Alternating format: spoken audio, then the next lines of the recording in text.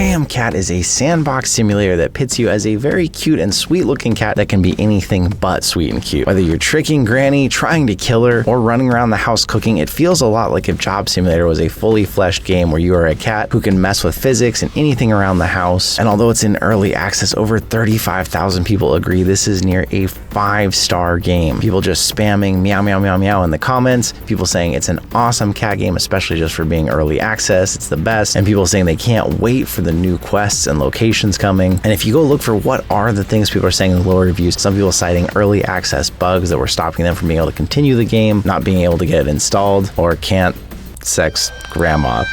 She's so hot.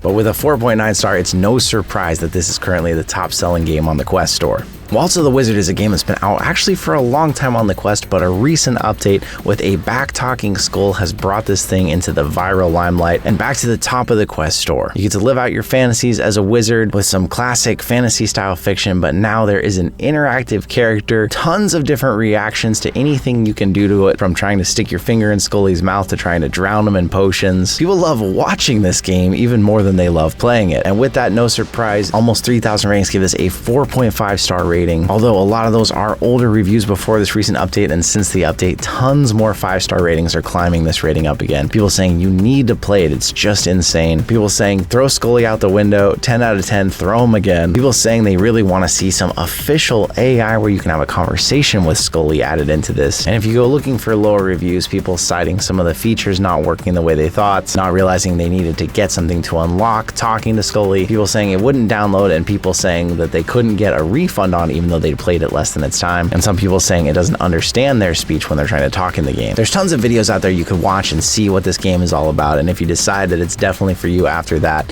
go check it out.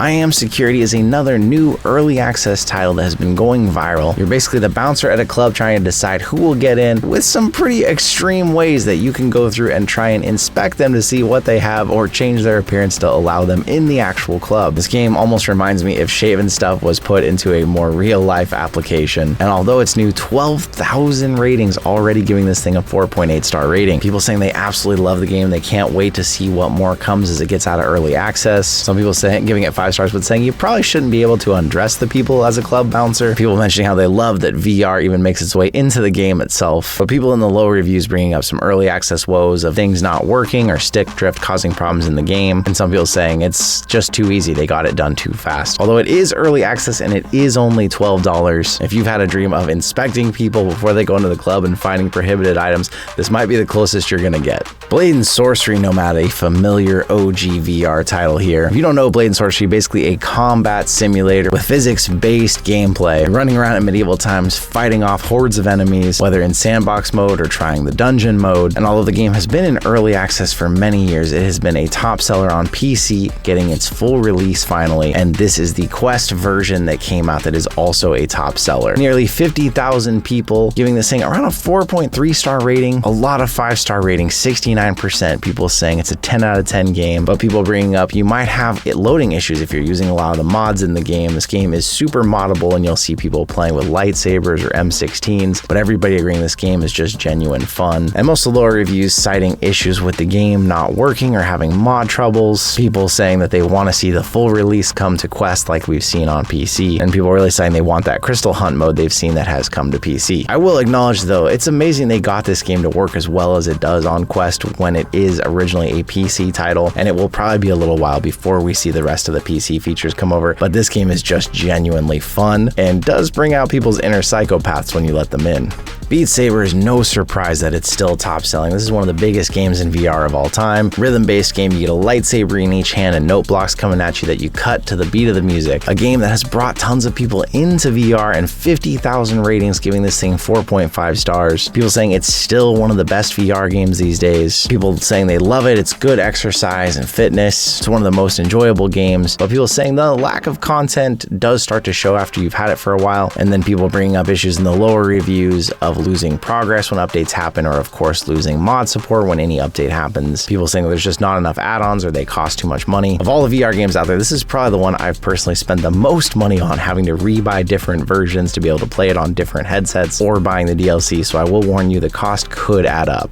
It's no surprise Hitman 3 VR Reload is a top seller right now, as it just came out, and this is the entire Hitman 3 game redesigned for VR, but with that, it will have the worst rating of any game we see today. Over 300 people giving this thing down to a 2.7 rating with 42% one-star ratings. People saying it's an embarrassment that this game came out. People saying it's ugly, it runs horribly. People adding an S to the beginning of Hitman 3 VR, and tons of people just being super disappointed thinking this was going to be a really great and full game. The developers have added some patches that have helped so far, but it still feels like it could have cooked for another 6 months is what a lot of the reviews say. On this one, you have to go searching for the higher reviews, and people are saying that although it does look really bad, the gameplay does work well. If you get into it, you'll forget about how it looks and you will enjoy playing it. People saying it is still Hitman and you'll enjoy it when you play it, and that people are overreacting with reviews. This could be one of those games that if you hold out and wait when they actually put it on sale, if they patch it by then, it could feel very worth it, but it may be impossible for them to rebound from such a low score off the start and such bad publicity.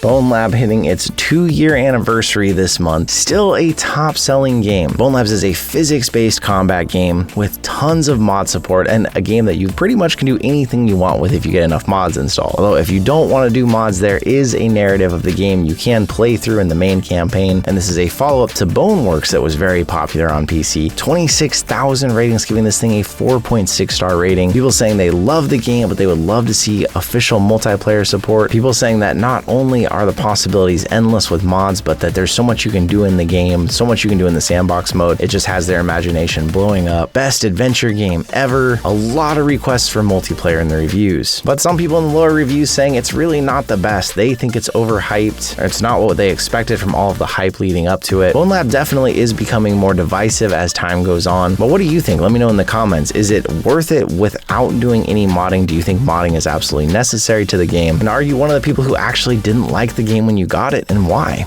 Attack on Titan VR is another top seller because it just came out, it's early access, and it's only $5. If Hitman had come out at only $5, it probably wouldn't be getting the bad reviews it's getting. But Attack on Titan VR, based on the extremely popular manga, the show, and everything else Attack on Titan has dropped in that universe, this gives you the feeling of flying around using the omnidirectional gear and taking down titans, and this is the first official Attack on Titan game, even though there's been several unofficial ones that have also been hugely popular on Quest. Nearly 2,000 people giving this a 4.6 star rating, saying it's so fun, saying the game is very well done and it's well made, but lower reviews citing that there's crashes, it can even crash your entire headset. It's clear that it is still in early access and the difficulty needs adjusted, but ultimately people being pretty forgiving as it's only less than $5 to get into this game and try it out. Have you tried it for $5? Virtual Desktop was the original way to play any of your PCVR titles or use your PC on Quest, and although AirLink has been added officially through Quest and is free, Virtual Desktop still continues to be a top seller. Almost 10,000 ratings, giving this thing 4.3 stars. People saying it's just way better than the Quest Link cable or Quest AirLink. People saying Virtual Desktop is just user-friendly and works better than Steam Link even, and it's just a great app even with a price. Lower reviews saying, don't believe the reviews, this app sucks. People complaining about the lag spikes and saying that it worked well for them but isn't working currently. Personally, as someone who has used Quest Link cables and AirLink and Virtual Desktop for years, they all can be really reliable sometimes and not as reliable at other times. I think it's just something I've accepted in the world of PCVR through Quest, and it still makes me kind of miss having a Rift S and just a dedicated PC-only headset that didn't have to deal with these woes. But what do you think? Which one is the best? Among Us VR is still continuing to get new updates and new content, limited time events, and this is Among Us, the wildly popular mobile game but remade entirely for VR. Top selling in less than $10, but another one with a lower 3.8 rating. 6,400 people saying that this thing is one of my favorite games and it is a great game. People saying sus and amazing and Among Us, but a lot of community issues being cited in the lower reviews, from all kinds of horrible things that people are saying and doing to each other in the comments, to people claiming that they've been banned for no reason or that people are teaming up on them and treating them poorly. If you walk into a lobby in this, you really don't know what to expect. This is a game that if you're gonna get it, it's great to have a Discord of people or a community that you're going to play it with, and it can be really fun in those instances, but beware, if you buy this and just walk into a public lobby, you have no idea what you're gonna walk into, just like most multiplayer games.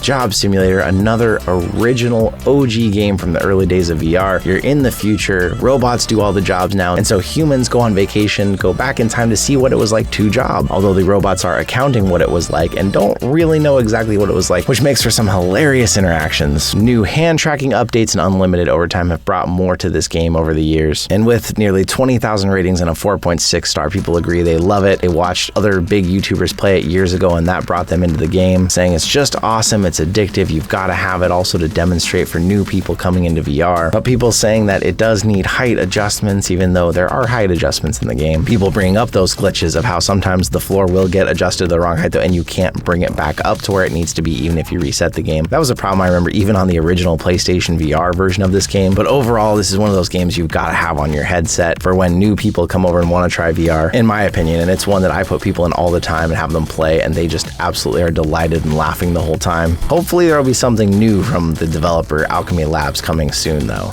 Pavlov Shack was a game that was free for years in beta. It finally got an update, launched the game, and got a price, and yet people are still buying it as one of the top games out there. Team-based multiplayer VR shooter, but with tons of different modes that you can do. Trader in Terrorist Town, Search and Destroy, Zombies, or you're just walking around and creating memes with your friends. Pavlov Shack is probably the biggest and most well-known shooter in VR, and over 4,000 people giving it a 4.3 star, saying it's the best, it's awesome, they've had so much fun with friends. But people also bringing up the community can be very, very intense and terrible. You walk in, you don't know who you're gonna run into, there's too many kids, people getting kicked off their own servers. Another perfect instance of where having friends who have VR headsets make for these games being amazing, and playing them other ways can really ruin the game. So that's the top selling games that are on the Quest store right now. A lot of new titles showing up, which gives us promise for the future of VR. Definitely exciting to see those in early access getting so much popularity. What are you playing out there right now? What are you spending the most of your time in? Let me know in the comments down below. We can continue the conversation there. But thank you once again for being here with us day after day as we create videos every day to help you enjoy your VR more. But let me know your thoughts in the comments, and I'll see you